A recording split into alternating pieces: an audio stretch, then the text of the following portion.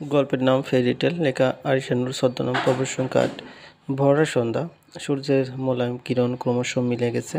আজানের মৃদু শব্দে মীরার ঘুম ভেঙে যায়। সে ঘুমের মধ্যে বুঝতে পারল তার বড্ড পিপাসা পেয়েছে। ঘুমটা বড্ড অসহ্যকর লাগছে, কিন্তু পুরোপুরিভাবে সে জাগ্রত হতে পারছে না। ঘুমু ঘুমু চোখে তাকালো সে। রুম অন্ধকার হয়ে আছে। আচমকা কানে মশার গুনগুন আওয়াজ ভেসে আসতেই সে চরম বিরক্তিতে ভ্রু কুঁচকে উঠে বসে। পানি পান করতে হবে তাকে। আজানের আওয়াজ তখন তীব্র হতে লাগে। তাদের বাসার কাছে মসজিদ আছে, অবশ্য পুরান ঢাকায় মসজিদের অভাব নেই। সে উঠে দাঁড়িয়ে লাইট জ্বালালো। এখনও ঘোর কাটেনি তার।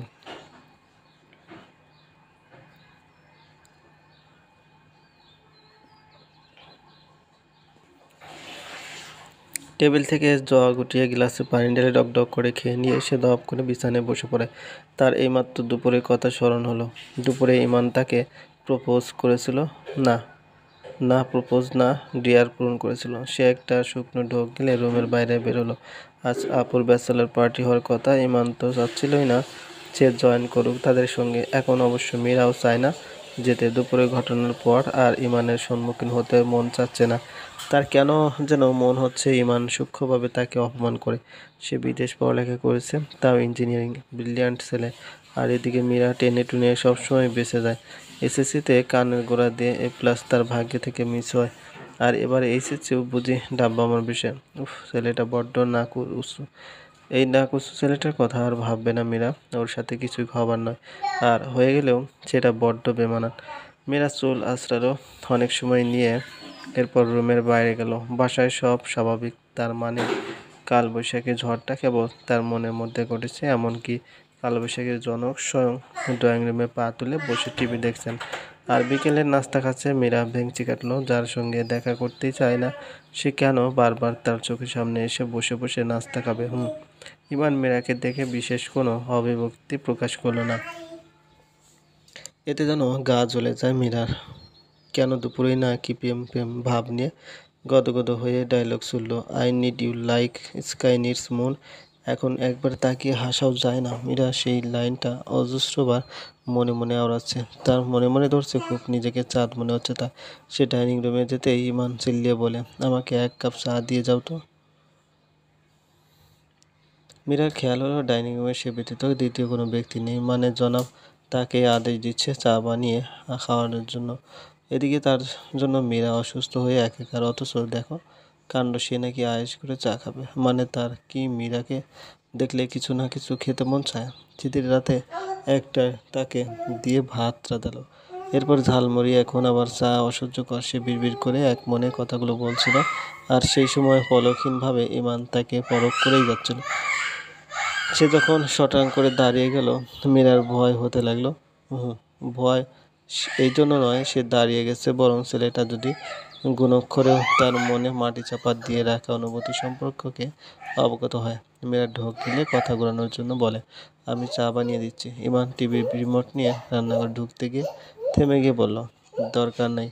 দুটো শব্দই যেন মীরাকে বুক বরাবর করাত দিয়ে কেটে ফেলার সম যন্ত্রণা দিল। সে নিজের মনকে বুঝ দিল তার চায়ের দরকার নেই। সে তো আর বলেনি যে মীরাকে তার দরকার নেই। মিনিট 15 পর সে রান্নাঘর থেকে ফিরে এসে মীরার দিকে তাকিয়ে বলে, চা খাবে?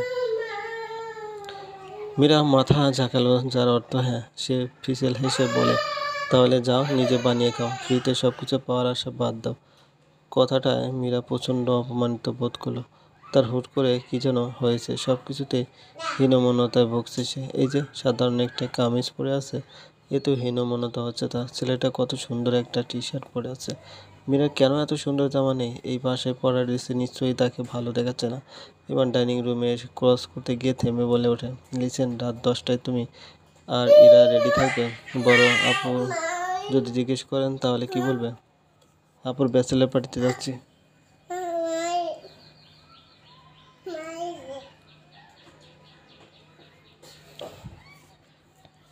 ইমান উত্তর শুনে হাসবে নাকি কাঁদবে বুঝে উঠতে সক্ষম হলো না। সে একটা বড় শ্বাস নিয়ে বলবে, আমরা সবাই ছোট ফুপুর বাসায় যাচ্ছি। মীরার বলতে মন চাইলো সে যেতে না যায় না ব্যাচেলর পার্টিতে।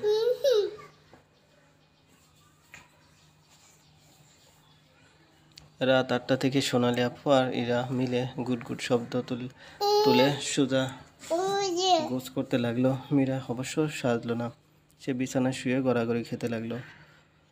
একসময় সোনালি আপু ঝাড়ি মেরে বলে, রেডি হ তুই, ইমান একটু পর বের হবে আমাদের নিয়ে। সে তবুও শুয়ে থাকলো। আপু তার হাত ধরে টেনে উঠিয়ে বলে, এত অলস এই মেয়েটা, দেখবি তোর কপালে খাটের জামাই পড়বে যে সারাদিন তোকে নিয়ে কাজ করাবে। মীরা একটা হাই তুলল, এরপর নিজের রুমে ফিরে এসে মায়ের একটা কালো শাড়ি পরে ফেলে, চুল ছেড়ে দিল আর কপালে একটা ছোট্ট কালো টিপ পরে ব্যাস, তার সাজ কমপ্লিট। এমনিতেই তাকে দেখার সময় কারো নেই, সেই বুঝি সবার শেষে নামলো। মা আবার বাটি ভর্তি খাবার দিয়ে বলে, ফুপুর হাতে দিবি। সে খাবারের ক্যারিয়ার বক্স হাতে নিয়ে নেমে দেখলো পিছনে ইরা আর সোনালি আপু বসে পড়েছে, শুধু সামনের সিটটায় ফাঁকা। সে ফাঁকা সিটে বসে পড়ে খানিক বাদে ইমান এসে ড্রাইভিং সিটে বসতেই তার হুট করে গরম লাগতে লাগলো। কপাল বেয়ে ঘাম বেয়ে পড়লো টুপ করে। ছেলেটার গায়ের পারফিউম একদম অন্যরকম, মন চায় তার বুকে নাক গুজে পারফিউমের গান নিতে। গাড়ি চলছে আপন গতিতে। আজ প্রচুর গরম পড়েছিল বিদায় এখন আবহাওয়ার মুড সুইং হচ্ছে, মানে হুট করে ঝড়ো বাতাস বইতে লাগলো, তবে অত্যন্ত আস্তে। তারা যখন প্রান্ত ভাইয়ার বন্ধুর বাসায় পৌঁছে তখন রাত 10টা। ভাইয়ার ফ্রেন্ডরাও এসেছে। ছাদে লাইটিং করা হয়েছে, খাওয়া দাওয়ার আয়োজন বলতে বারবিকিউ। মেয়েরা যেতেই তাদেরকে বারবিকিউ খেতে বসিয়ে দেওয়া হলো। গান বাজছে, হাসাহাসি শব্দ আসছে। মেয়েরা চোখ ঘুরিয়ে ইমানকে খুঁজতে লাগলো। তাদের দুই বোনকে রেখে আপু আর ইমান গায়েব, সে জন্য খাওয়ায় মনোযোগ দিতে পারলো না। সম্পূর্ণ অচেনা জায়গায় কিভাবে পারলো ইমান তাদের রেখে যেতে। খাওয়া শেষ করে তারা দুই বোন পাশাপাশি চেয়ারে বসে আলোকসজ্জা দেখছিল। প্রায় আধা ঘন্টা পর ইমান ফিরে আসলো। সে তাদের সামনে আসতে মীরার নাকে সিগারেটের গন্ধ এসে ধাক্কা দিল। ইমান শান্ত গলায় বলে, নিচে মুভি দেখার আয়োজন হবে, তোমরা ওখানে যাও, নিচে তোমাদের বয়সও অনেকে আছে। এরা উঠে আসলেও মীরা অভিমান কিংবা অপমান বোধ থেকেই বলে ওঠে, আমি এখানেই থাকবো। ইমান কেন যেন জোর করলো না, ইরাকে নিয়ে নিচে নেমে গেল। মীরাও আশপাশ ঘুরে ঘুরে দেখবে বলে হাঁটা ধরল। তখনই তার নজর গেল টেবিলের উপর, সেখানে হরেক রকমের চকলেট চিপস সাজিয়ে রাখা, পাশে 7-8টা কোকের বোতল। মীরার চকলেট খেতে মন চাইল, সে এগিয়ে গিয়ে একটা চকলেট হাতে নিল। তখন ইমান ছাদে ফিরে এলো। সে চকলেট খেতে খেতে গুনগুন করে গান গেল। চকলেটটা দারুণ মজা ছিল। সে আরেকটা খাবে বলে সিদ্ধান্ত নিল। দ্বিতীয়বার টেবিলের সামনে গিয়ে উপস্থিত হওয়ার আগেই ইমান কোথা থেকে এসে যেন বেশ তাড়া নিয়ে বলে, তুমি কি ছোট বাচ্চা যে চকলেট খেতে হবে? এগুলো প্রান্ত ভাইয়ার ফ্রেন্ডের জন্য। সে মুহূর্তে প্রান্ত ভাইয়ার ফ্রেন্ড পাশ দিয়ে যাচ্ছিল, তাকে ডেকে উদ্দেশ্য করে মীরা জিজ্ঞেস করে, ভাইয়া এখান থেকে চকলেট নিলে কি সমস্যা আছে? ভাইয়াটা সৌজন্যবশত বলল, আরে না, তোমাদের জন্যই আনা হয়েছে, আমাদের কি আর চিপস চকলেট খাওয়ার বয়স আছে? প্রান্ত ভাইয়ের ফ্রেন্ড যেতেই মীরা মিষ্টি করে হাসলো ইমানকে দেখে। সে অবশ্য সে মিষ্টি হাসি উপেক্ষা করে বেশ রাগ নিয়ে জায়গাটা প্রস্থান করলো। পরপর দুবার চকলেট খাওয়ার পর মীরার পিপাসা পেল, সে পানি খুঁজতে লাগলো। আশেপাশে এই মুহূর্তে কেউ নেই, তবে টেবিলের উপর কোকের বোতল পড়ে আছে। সে একটা বোতল হাতে নিয়ে খোলার ট্রাই করলো, কিন্তু পারলো না। এরপর আনপ্যাক করা একটা কোকের বোতল হাতে নিয়ে গ্লাসে ঢাললো। গ্লাস হাতে নিয়ে চেয়ারে বসে সে থেকে থেকে চুমুক দিতে লাগে।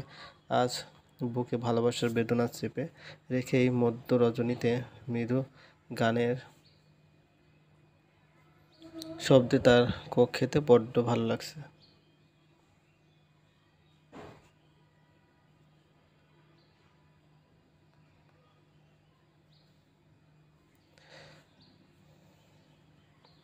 সে ডকডক করে কোক খেয়ে নিল। ক্রমে 1 সেকেন্ডের ব্যবধানে তার সবকিছু ভালো লাগতে শুরু করে, তবে শরীরে চিনচিন ব্যথা অনুভব করে। সে হাঁটুতে ব্যথা করছে, ঠিকমতো দাঁড়াতে পারছে না। তবুও সামনে পা বাড়াতে ইয়া বড় একটা খাম্বার সঙ্গে সে দেখা গেল। নাকে ভীষণ জোরে লাগলো তার। সে রাগে গজগজ করতে করতে, খাম্বো, তোর সমস্যা কী রে?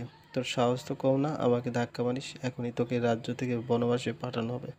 কারো শীতল স্পর্শ পেয়ে মীরা পিটপিট করে তাকায়, কিন্তু কিছুই দেখতে পেল না। আফসা শুনতে পেল পরিচিত গলায় কেউ একজন তাকে বেশ শক্ত করে ধরে রেখে বলছে, ওহ মাই গড, তুমি ট্রাঙ্ক? কেউ এত ড্রিঙ্ক করে একবারে করে? কীভাবে মাতাল হলে, মানে হাও? মীরার বড্ড ফুরফুরে লাগতে লাগলো। সে খাম্বার কাঁধে হাত রেখে দাঁড় হয়ে বলল, আমার না খুব ডান্স করতে মন চাচ্ছে। চলবে। গল্পটি ভালো লাগলে অবশ্যই লাইক করবেন, কমেন্ট করে জানিয়ে দেবেন। আর চ্যানেলে যদি নতুন হয়ে থাকেন অবশ্যই সাবস্ক্রাইব করে পাশে থাকা বেল আইকনটি প্রেস করে রাখুন, যাতে নতুন নতুন ভিডিও আপলোড করার সাথে